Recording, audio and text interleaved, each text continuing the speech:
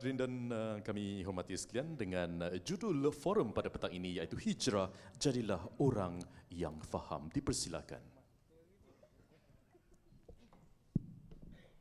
Bismillah walhamdulillah wa syukrulillah wassalatu wassalamu ala rasulillah Sayyidina Muhammad ibn Abdullah sallallahu alaihi wa alihi wa sahbihi wa man wala amma ba'd.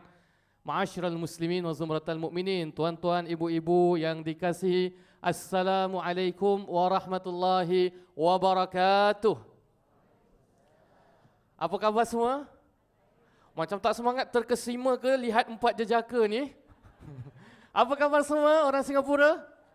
Alhamdulillah. Pertama dan utama kita panjatkan syukur kehadirat Allah Subhanahu wa taala yang dengan limpah kurniaan nikmat iman kita berangkat pada hari ini untuk bersama-sama mendengar wacana ilmiah daripada tetamu-tetamu kita. Alhamdulillah. Dan juga saya ingin mengucapkan syabas buat penganjur iaitu Irham Management kerana menganjurkan sebuah acara yang mana pada julung-julung kali ini dah kali ketiga, tetapi di akhir-akhir tahun baru orang makan angin, orang santai-santai, orang dah lemah mendak nak mula kerja tahun baru, kita mulakan dengan satu azam yang baru insya-Allah. Alhamdulillah, tahniah buat pihak penganjur. Jadi sebelum kita meneruskan forum kita ini, sedikit sebelum itu kita mengalu-alukan dan juga memperkenalkan para panelis kita. Di kiri saya yang paling dekat ini, Masya Allah, Tabarakallah, Fadil Al-Mukarram, Ustaz Badli Shah Alauddin. Apa khabar Ustaz Bad? Alhamdulillah, Masya Allah. Ustaz Bad je terus peace keluar, nampak? Ahlan wa sahlan Ustaz, sihat?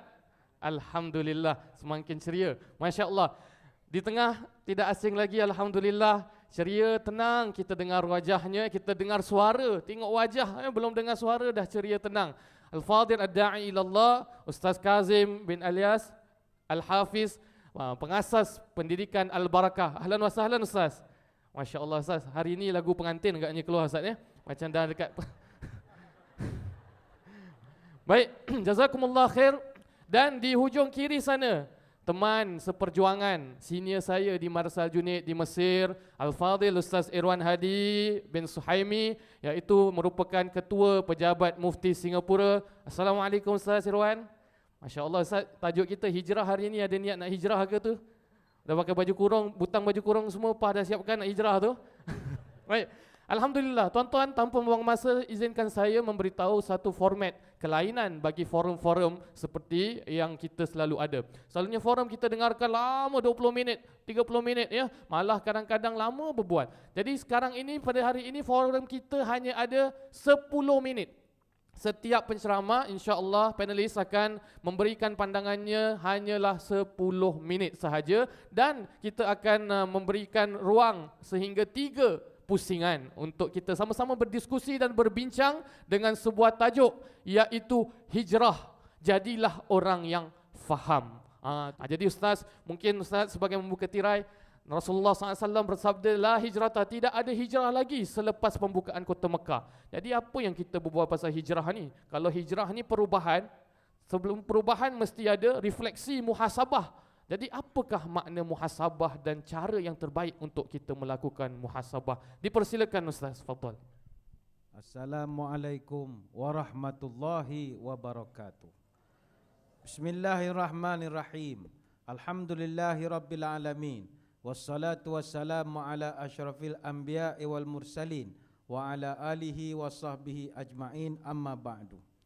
Terima kasih kepada saudara saya Al-Fadhil Ustaz Muhammad Nuzhan bin Abdul Halim selaku moderator forum, rakan-rakan bicara wara kekanda saya Al-Fadhil Ustaz Muhammad Kazim bin Ilyas Al-Hafiz, saudara saya Al-Fadhil Ustaz Irwan Hadi bin Suhaimi, seterusnya saudara Zahari bin Makzin dari Irham Management Services, dan saudara saya Syekh Abdul Karim Omar, tuan-tuan guru, para alim ulama, para habaib, muslimin muslimat, tuan-tuan, puan-puan, puan-puan, puan-puan, puan-puan, puan-puan, puan-puan, mudah-mudahan dirahmati Allah sekalian. Hadis yang dibacakan oleh Al-Fadhil moderator sebentar tadi, hadis daripada Ibnu Abbas radhiyallahu anhuma, la hijrata ba'dal fatah walakin jihadun wa niyatun wa izastanfirtum fanfiru. Nabi menyebut dalam satu hadis riwayat Imam Al-Bukhari, Tidak ada hijrah lagi selepas daripada pembukaan kota Mekah. Yang ada tinggal hanyalah jihad dan niat yang baik. Maka jika diseru untuk berjihad, maka keluarlah untuk berjihad. Hadis ini panjang, tidaklah kita syarahkan pada kesempatan masa yang ringkas ini.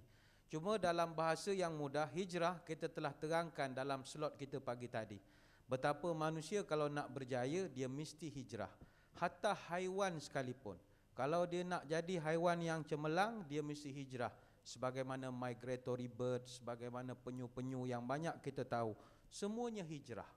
Namun dalam konteks kita pada petang ini nak bincang tentang soal muhasabah. Dalam hidup ini ada 5 ciri yang perlu dimiliki oleh orang yang ingin jadi orang berjaya. Pertama dia panggil ghayah, mesti ada ghayah. Yang kedua ahdaf.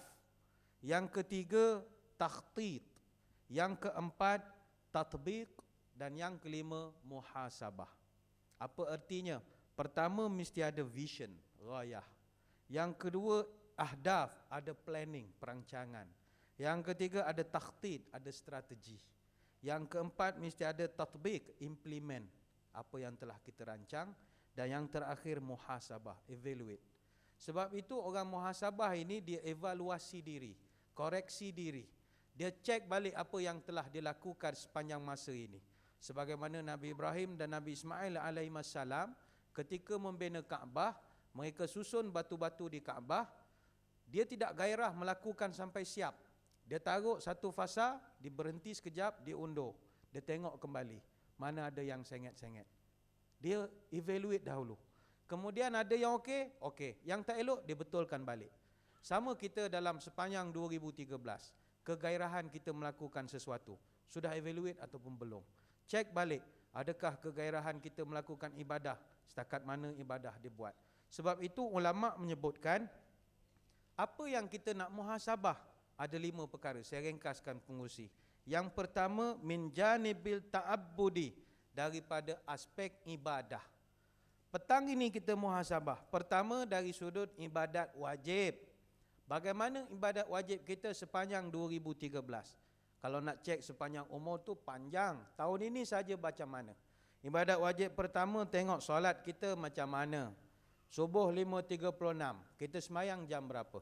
Kalau subuh 5.36 tapi semayang 6.35, itu tak senonoh namanya. Yang kedua, cek kita punya puasa apa macam. Kong kali kong ke macam mana? Kalau setakat tak makan, burung pun tak makan pagi sampai petang. Mulutnya, cek semualah. Yang ketiga, zakat kita, pendapatan. Bayar ataupun tidak. Ni orang Muiz pun ada, nanti boleh cek balik kita punya zakat. Yang keempat, kita punya haji. Ni saya mau tanya pada petang ini jemaah di Singapura. Dah daftar belum dengan AHRS itu? Dengan apa nama? Muiz Advanced Haji Registration. Dah daftar ke belum? Pergi cerita lain, daftar dulu. Taruh dulu $10, $20, $30. Daftar dulu.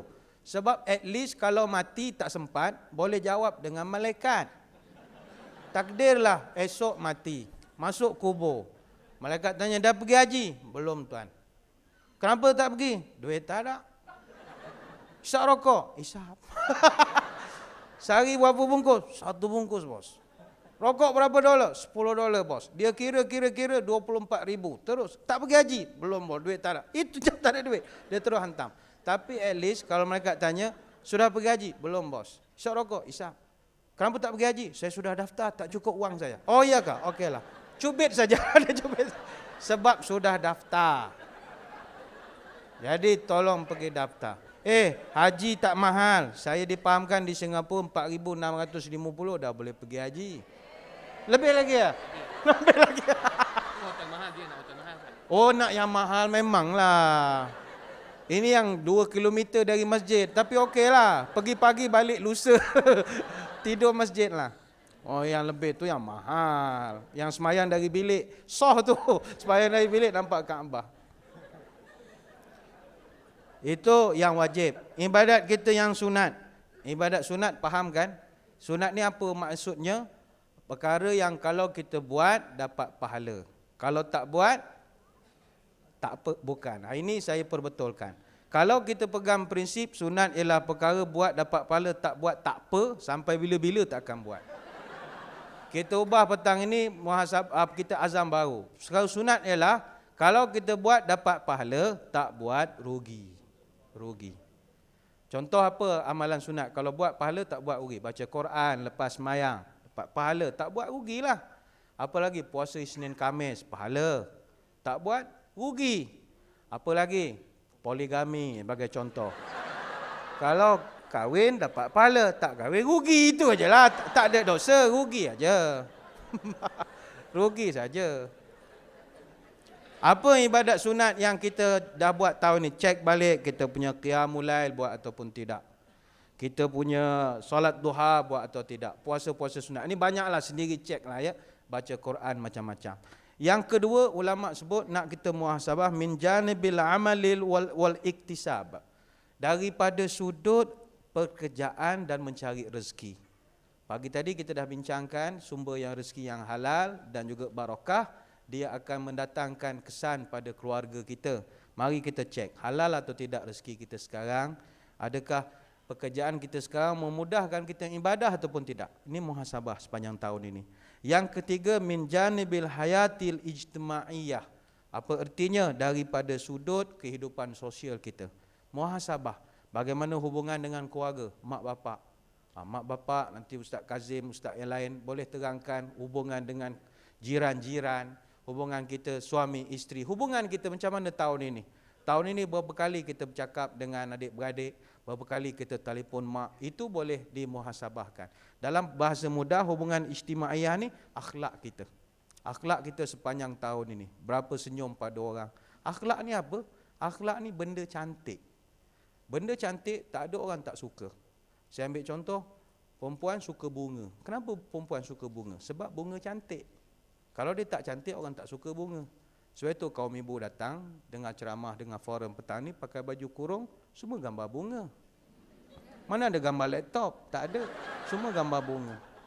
Semua bunga, bagus.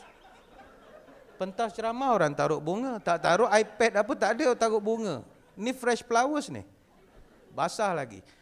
Orang suka bunga. Jadi bila kita akhlak baik, orang suka tengok. Yang terakhir, yang keempat, min janibid dakwah. Bagaimana dakwah kita? Tahun ini kita buat dakwah ataupun tidak? Dakwah ni bukan makna berceramah. Kalau tunggu ceramah, memang sampai bila lah tak akan berdakwah. Dakwah ni ialah mengajak. Berapa orang tahun ni kita dah ajak kepada kebaikan? Ajak dia masjid, ajak dia buat kebaikan. Berapa banyak kita dah buat? Kalau nak tunggu ceramah baru nak dakwah, rasanya agak sukar. Sebab dakwah itu bukan mesti ceramah. Nabi Musa AS tak pandai ceramah. Dia lidah dia ada problem. Sampai dia berdoa, Rabbi syrah li sadri wa yassir li amri wahlul 'uqdatam min lisani yafqahu qawli. Tolong lembutkanlah lidah saya yang keras ini, kata Nabi Musa. Tapi walaupun dia tidak mampu berceramah, dia tetap semangat berdakwah. Dia guna apa? Pakai tongkat saja. Allah bagi dia tongkat, dia boleh dakwah sampai istana Firaun. Kita walau tak boleh ceramah, kita pun ada tongkat-tongkat kita. Apa tongkat kita? iPad, iTab, Facebook, itu semua tongkat-tongkat dakwah kita. Saya tak boleh bayang kalau Nabi Musa ada iPad. Dia itu, jangankan Firaun, cucu cicit Firaun semua dia akan dakwah. Baru tongkat baru dia dah dakwah. Sebab itu saya ada tengok juga di luar ada jualan, di pasar-pasar pun ada orang jual baju-baju dakwah banyak sekarang. Belilah t-shirt yang tuan-tuan ya, t-shirt yang tulis perkataan contohnya dah semayang ke, dah solat ke. Nanti maghrib lalu di Galang Serai. Ramai orang tak semayang minum teh tarik lagi kan. Kita lalu dia pun tengok, alamak aku tak semayang lagi lah. Dia pun pergi solat, dapat pahala komisen. Tak payah cakap, tulis saja dah solat ke. Ibu-ibu, puan-puan tulis, nak tutup aurat ke. Simple-simple punya soalan. Instead of pakai t-shirt tulis, oi apa tengok-tengok. Apa faedah? Pahala pun tak dapat. Lebih baik dakwah lah. Ini cadangan sajalah. Dan yang terakhir, min janibil ismi waz zunub.